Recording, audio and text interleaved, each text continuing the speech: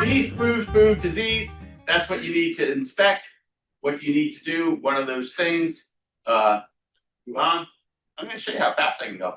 None of that was about me. That was all about club. Next. Must do things to consider. October management considerations. I'm going to get more to this when I talk about winterizing. You should not have a queen excluder on your hive in the winter, right? So for those of you who run queen excluders, if they're still on your hive, time to take them off, or at least move them to the top of the stack where they're not in between the boxes.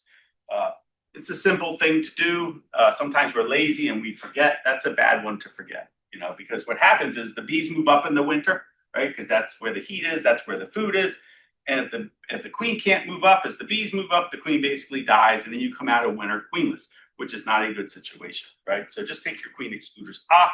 For those of you who run singles like me, it's something that you don't have to think about. Another good reason to run singles, because you don't have to remember to take your queen excluders off because you're running in one box. But most of us run in more than one box for the winter, so take your queen excluder off. This is the most important thing in my mind, is your top insulation. If your hive does not have top insulation, the thicker the better on your hive. This is something that you want to do. There is no reason to overwinter without top insulation. You can put it on now. I honestly run top insulation year-round now, so all my hives have top insulation 365 on them. I don't see any downside of doing it, and it's one less thing I have to remember. My insulation, so top insulation and mouse guards should be no wider than 3/8 of an inch.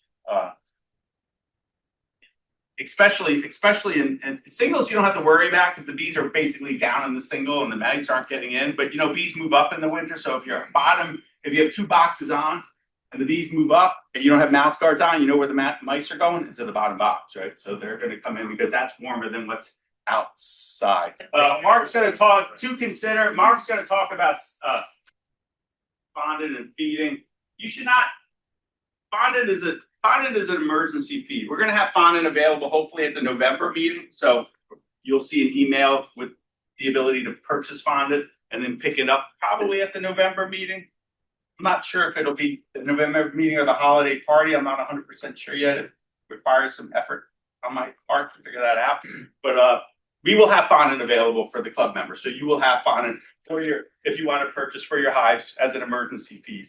No hive right now should need emergency feed. If your hive is so light that they need fondant, you better in the next 2 weeks get some syrup on your hive, so that they have some food going into winter. Fondant is really an emergency feed situation. And then some people wrap. I don't wrap, but some people will circle their hives with black art paper, roofing paper, or circle their hives with foam board insulation. You can do it. I don't think it makes a huge difference in survivability or in food consumption. But if you circle your hives in insulation or roofing paper, they will consume less sugar through the winter. And maybe they'll be a little bit less stressed than if you leave just wood along the sides. Or you can go, anyway, next. See, I'm done.